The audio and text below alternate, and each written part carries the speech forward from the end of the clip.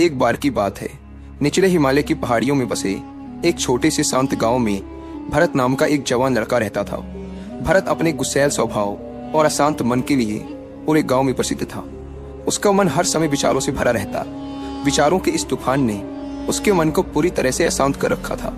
शांति तो जैसे उसके जीवन से गायब ही हो गई थी। वह हर समय अपने विचारों में खोया रहता और एक तनावपूर्ण जीवन जी रहा था। अपने अशांत मन और गुस्सैल स्वभाव की वजह से उसके घर वालों और गांव के लोगों से भी उसके संबंध अच्छे नहीं थे, जिस वजह से वह खुद को और भी ज्यादा अकेला व अपमानित महसूस करता। वह और भी ज्यादा मानसिक तनाव की स्थिति में चला जाता। एक दिन की बात है, भरत अपने गांव के बाहर की गलियों में टहल रहा था कि तभी उसका सामना एक बूढ़े बौद्ध भिक्षु से हुआ, जो कि एक पेड़ के नीचे ध्यान की अवस्था में बैठे हुए थे। बौद्ध भिक्षु के चेहरे से एक निर्मल शांति की आभा झलक रही थी। इस असीम शांति ने भरत को बौद्ध भिक्षु की ओर आकर्षित किया। जब भरत बौद्ध भिक्षु के निकट पहुंचा तो उसने उनके चारों तरफ एक सकारात्मक ऊर्जा का अनुभव किया। भरत को यह महसूस हुआ कि इस अद्भुत शांति और असीम सकारात्मक ऊर्जा का स्रोत कहीं न कहीं बौद्ध भिक्षु के भीतर ही है। इसीलिए वह वहीं बैठकर उनके आंख खुलने का इंतजार करने लगा। थोड़ी देर बाद जब बौद्ध भिक्षु ने अपनी आंखें खोली तो उन्होंने अपने सामने एक जवान लड़के को बैठा पाया, जो कि काफी तनावग्रस्त और नकारात्मक भावनाओं से भरा हुआ लग रहा था। भरत ने बौद्ध भिक्षु की ओर लालसा भरी नजरों से देखा और बड़े सम्मानपूर्वक कहा, मुनिवर, मेरा मन बहुत अशांत है। मेरे मन के विचार मुझे खाए जा रहे हैं। मैं एक क्षण के लिए भी शांति का अनुभव नहीं कर पा रहा हूँ। क्या आप मुझे सिखा सकते हैं कि मैं अपने इस अशांत मन को शांत कैसे कर सकता हूँ? बौद्ध भिक्षु ने भरत के दर्द को समझते हुए उसकी ओर दया भरी नजरों से देखा और कहा, मेरे प्यारे बच्चे, मैं तुम्हें एक कहानी सुनाना चाहता हूँ। इस कहानी में मानसिक शांति और खुशहाली के रहस्य छुपे हुए हैं। क्या तुम इस कहानी को सुनना चाहोगे? भरत ने हाँ में अपना सिर हिला दिया और पूरी एकाग्रता के साथ कहानी सुनने को तैयार हो गया। उसके अंदर की उत्सुकता अब अपने चरम पर थी। बौद्ध भिक्षु ने कहानी सुनानी शुरू की। बहुत समय पहले की बात है। एक नगर में शक्ति नाम का एक आदमी रहता था। शक्ति बहुत ही महत्वाकांक्षी व्यक्ति था। उसे हर काम में लोगों से तारीफ चाहिए होती थी। अगर उसे किसी काम में असफलता या लोगों से बुराई सुनने को मिलती तो वह गहरी चिंता और तनाव में चला जाता। उसका मानना था कि सफलता और भौतिक संपत्ति उसे मनचाहा सुख देगी, लेकिन वह जितना ही सफलता और तारीफ के पीछे भागता, वह उतने ही गहरे मानसिक तनाव में डूबता जा रहा था। लेकिन एक दिन अचानक ही शक्ति का सामना उस समय के एक बहुत ही प्रसिद्ध बौद्ध भिक्षु से हुआ, जिनका नाम था महाकौशक। महाकौशक अपने हजारों शिष्यों को ध्यान साधना की शिक्षा दिया करते थे और वो खुद भी एक बहुत ही बड़े ध्यानी और आत्मज्ञानी व्यक्ति थे। महाकौशक की अद्भुत एकाग्रता और स्थिर शांत चित्त से प्रभावित होकर शक्ति ने उनसे अपने भटकते मन को शांत करने का तरीका जानना चाहा। शक्ति ने कहा, भंते, मैं हमेशा सफलता के पीछे भागता रहता हूँ और लगातार और भी अधिक पाने के लिए प्रयास करता रहता हूँ, फिर भी मुझे कोई स्थायी संतोष या आत्मसंतुष्टि नहीं मिलती। इस निरंतर बेचैनी के बीच मुझे शांति कैसे मिल सकती है? भिक्षु महाकौशक ने शक्ति की ओर करुणा भरी नजरों से देखा और उत्तर दिया, तुम्हारा मन एक अशांत नदी की तरह है, जो हमेशा बहता और दौड़ता रहता है, कभी भी स्थिर नहीं रह पाता। अपने अशांत मन को शांत करने के लिए तुम्हें अपने विचारों को बिना किसी रुकावट के जाने देने की कला सीखनी पड़ेगी। शक्ति हैरान था। उसने कहा, लेकिन मैं विचारों को कैसे जाने दे सकता हूँ? आखिर मैं भी तो अपनी इच्छाओं और महत्वाकांक्षाओं से जुड़ा हुआ हूँ। यह सुन भिक्षु महाकौशक मुस्कुराए और बोले, कल्पना करो कि तुम्हारे हाथ में पानी से भरा एक गिलास है। अब तुम जितनी देर तक इसे पकड़े रहोगे, यह उतना ही भारी होता चला जाएगा, और अगर तुम काफी लंबे समय तक इसे पकड़ के रखते हो तो तुम्हारे हाथ में दर्द होना शुरू हो जाएगा। लेकिन अगर तुम अपनी पकड़ ढीली कर देते हो और इसे जाने देते हो तो बोझ खत्म हो जाएगा। भरत ने कहानी और उसके संदेश को ध्यान से सुना। वह समझ गया कि अपने विचारों और इच्छाओं से चिपके रहना ही उसके बोझ को बढ़ाता है और उसके अंदर अशांति पैदा करता है। अब भरत को कहानी का अंत सुनने का बेसब्री से इंतजार था। बौद्ध भिक्षु ने कहानी को जारी रखते हुए कहा। शक्ति ने बौद्ध भिक्षु महाकौशक की सलाह को मानते हुए विचारों को जाने देने का अभ्यास करना शुरू कर दिया। वह अपने विचारों और भावनाओं को बिना किसी पूर्व निर्णय के बस आते और जाते हुए देखता। अब उसने विचारों को पकड़ना छोड़ दिया था। उसके अंदर विचार उठते और स्वतः ही समाप्त हो जाते।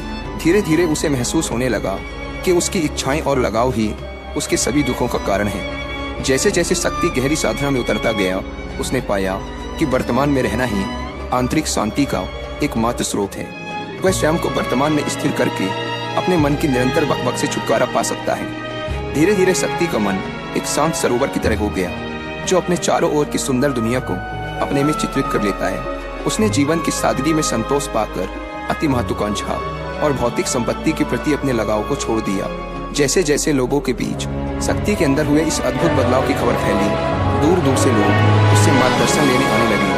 वह लोगों को विचारों को मुक्त करने की कला सिखाकर और स्वयं के भीतर शांति पाने का मार्गदर्शन देकर लोगों के बीच शांति और ज्ञान का प्रकाश स्तंभ बन गया। दोस्तों, मैं यहाँ पर आपको एक रिलेवेंट ऑडियो बुक भी रिकमेंड करूंगा, जिसका नाम है the mindful way to a clear mind, जिसे आप हिंदी में भी सुन सकते हैं कुको एफएम ऐप पर। ये ऑडियो बुक हमें जिंदगी को माइंडफुल तरीके से जीना सिखाती है और साथ ही ये भी बताती है कि हमारा माइंड कैसे काम करता है और हम कैसे खुद को बेवजह की चिंता, डर और तनाव से बाहर रखकर एक हैप्पी और फुलफिलिंग लाइफ जी सकते हैं। और जिन्हें कुको एफएम के बारे में नहीं पता, यह इंडिया का सबसे बड़ा ऑडियो शो प्लेटफॉर्म है, जहां पर 2.5 मिलियन से भी ज्यादा एक्टिव पेड सब्सक्राइबर्स हैं, जो कि हर दिन 1.5 लाख घंटे से भी ज्यादा का कंटेंट कुको एफएम पर सुनते हैं। और इसमें हर महीने 4200 घंटों का न्यू कंटेंट भी अपलोड कर दिया जाता है। साथ ही इसका यूजर इंटरफेस एंड फीचर्स भी इजी टू यूज हैं। आप ऑडियो सोर्स को सुनते हुए उनके नोट्स भी बना सकते हैं और सोते समय ऑडियो सोर्स को सुनने के लिए इसके स्लीप टाइमर फीचर का यूज कर सकते हैं। इस प्लेटफॉर्म का मंथली सब्सक्रिप्शन पड़ता है 99 रुपीज का, लेकिन अगर आप यूज करते हैं कूपन कोड WI50 तो आपको इसके फर्स्ट मंथ के सब्सक्रिप्शन पर मिलेगा सीधा 50% का डिस्काउंट, यानी ये आपको पड़ेगा 99 की बजाय सिर्फ 49 रुपीज का।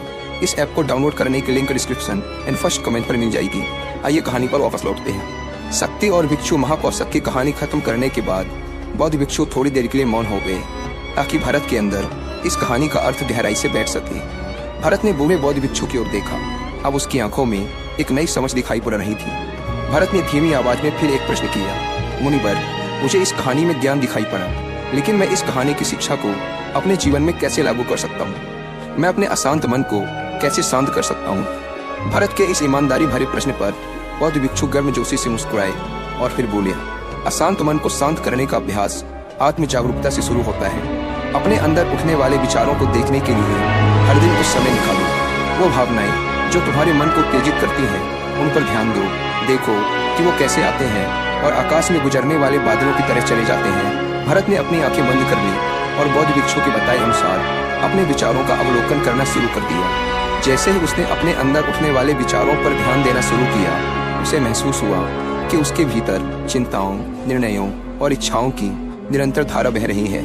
केवल इस एहसास ने ही उसे एक अद्भुत शांति का एहसास करवाया। उसे यह भी एहसास हुआ कि वह इन सभी विचारों और भावनाओं से अलग है। बौद्ध भिक्षु ने आगे कहा, जैसे शक्ति ने खुद को हर तरह के लगाव और आसक्ति से अलग कर दिया था, उसी तरह से तुम भी अपने मन को परेशान करने वाले विचारों और भावनाओं को खुद से मुक्त करने का अभ्यास विकसित कर सकते हो। जैसे ही विचार उठें, उन्हें बिना किसी पूर्व निर्णय के स्वीकार करो और फिर धीरे धीरे उन्हें जाने दो और वर्तमान क्षण पर अपना ध्यान केंद्रित करो। लेकिन मुनिवर, भरत ने बीच में ही रोकते हुए कहा, क्या होगा अगर विचार और भावनाएं इतनी मजबूत हैं कि वो बनी रहें और मन को छोड़ने से ही इनकार कर दें? बौद्ध भिक्षु ने भरत की बात पर सहमति जताते हुए सिर हिलाया और कहा, ऐसे कई मौके आएंगे जब तुम्हारे मन में विचारों का बवंडर चल रहा होगा, जब तुम्हारा मन तुम्हारी बिल्कुल भी नहीं सुनेगा। तो ऐसे समय में तुम्हें अपनी सांसों की ताकत पर विश्वास रखना होगा। बौद्ध भिक्षु ने एक बार फिर भरत को अपनी आंखें बंद करके अपने पेट के फूलने और पिचकने को महसूस करते हुए अपनी सांसों पर ध्यान केंद्रित करने के लिए कहा। बौद्ध भिक्षु ने समझाते हुए कहा, जब भी तुम्हारा मन उत्तेजित और अशांत हो तो तुरंत अपनी सांसों पर लौट आओ। सांसों की नियमित गति तुरंत तुम्हें वर्तमान के क्षणों में वापस खींच लाएगी और एक शांति का एहसास करवाएगी। भरत ने कुछ देर तक बौद्ध भिक्षु के निर्देशानुसार अपनी आती जाती सांसों पर ध्यान केंद्रित करने का अभ्यास किया। इस छोटे से अभ्यास ने उसे अपने मन की शांति और स्थिरता का एक क्षणिक अनुभव करवाया। उसे समझ आ गया कि यह सांसें तो हमेशा उसके साथ थी, जो वर्तमान क्षण की निरंतर याद दिलाती हैं, सांत्वना और शांति प्रदान करती हैं।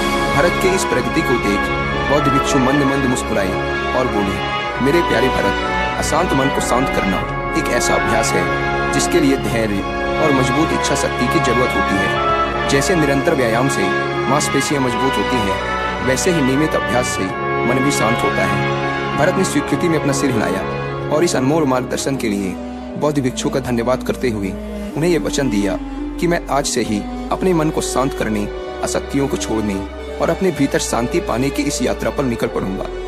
बौद्ध भिक्षु ने भरत के कंधे पर हाथ रखा और कहा, मुझे तुम्हारी काबिलियत पर पूरा भरोसा है कि तुम बहुत ही जल्द अपने मन की शांति को खोज लोगे। लेकिन याद रहे, यह रास्ता इतना आसान नहीं होगा। लेकिन अगर तुम दृढ़ इच्छा शक्ति और खुले दिल से प्रयास करोगे तो तुम जरूर उस शांति को खोज लोगे जो तुम्हारे भीतर है। उस दिन से भरत ने अपने अशांत मन को शांत करने के अभ्यास के लिए खुद को प्रतिबद्ध किया और हर दिन ध्यान करने के लिए एक अलग समय निर्धारित किया। उसने अपने मन में उठने वाले विचारों को बिना किसी रोक टोक के जाने दिया और अपनी श्वास के माध्यम से खुद को वर्तमान में रखने का प्रयास किया। धैर्य पूर्वक अभ्यास करते हुए समय के साथ भरत ने खुद के अंदर गहन परिवर्तन का अनुभव किया। जैसे जैसे साल बीतते गए, भरत को गांव में शांति और ज्ञान के स्रोत के रूप में जाना जाने लगा। गांव के लोग अपने अशांत मन को शांत करने के लिए भरत के पास मार्गदर्शन लेने आते। भरत ने जीवन की भागदौड़ के बीच दूसरों को आंतरिक शांति पाने में मदद करते हुए बौद्ध भिक्षुओं की शिक्षाओं और आत्म जागरूकता की शक्ति को साझा किया। इसके साथ ही उसने लोगों को अपने विचारों को मुक्त करने और श्वास पर ध्यान केंद्रित करने की कला सिखाई। इस तरह वह गांव काफी फला फूला। वहां के निवासियों ने एक स्थिर और शांत मन के अमूल्य उपहार की खोज की। बौद्ध भिक्षुओं की शिक्षाओं और भरत के द्वारा कराए जा रहे अभ्यास के माध्यम से विचारों को जाने देने और वर्तमान में रहने की कला दूर दूर तक फैल गई, जिसने कई लोगों के जीवन को बदल कर रख दिया। जैसे जैसे और समय बीता, अशांत मन को शांत करने की भरत की यात्रा का एक जोरदार प्रभाव उसके गांव की सीमाओं के बाहर भी फैला। पड़ोस के गांवों और शहरों के लोग जब भरत के इस जादुई बदलाव की कहानी सुनते तो वह उससे सलाह लेने उसके पास चले आते। भरत उन लोगों के लिए आशा की किरण बन चुका था जो अपने मन के बोझ तले खुद को दबा हुआ महसूस कर रहे थे। भरत की शिक्षाएं सिर्फ सामूहिक प्रवचनों और ध्यान सत्रों तक ही सीमित नहीं थी, बल्कि वह रोजमर्रा के कामों को जागरूकता के साथ करने पर ज्यादा जोर देते थे। वह लोगों को याद दिलाते थे कि अपने विचारों और भावनाओं के प्रति जागरूक बनो। तुम दिन भर क्या बोलते हो, आसपास घटने वाली घटनाओं पर कैसी प्रतिक्रिया देते हो, इस पर ध्यान दो। हर एक काम को पूरी जागरूकता के साथ करो। जब भोजन करो तो हर एक निवाले के स्वाद का आनंद लो। जब सूरज की रोशनी में खड़े हो तो उसके किरणों की गर्मी को महसूस करो। लोगों की बातों को पूरे ध्यान पूर्वक सुनो और समझो। ये सभी छोटे छोटे बदलावों ने लोगों के जीवन में चमत्कारिक परिवर्तन ला दिए। भरत की शिक्षाओं से लोगों ने जाना कि जीवन का आनंद और खुशी तो वर्तमान के पलों को जीने में है। दोस्तों, इसी के साथ यह कहानी खत्म होती है। उम्मीद करता हूँ कि आपको इस वीडियो से काफी कुछ सीखने को मिला होगा। और अंत में एक बार फिर याद दिला दूं कि कुकू एफएम पर the mindful way to a clear mind book की हिंदी ऑडियो बुक को सुन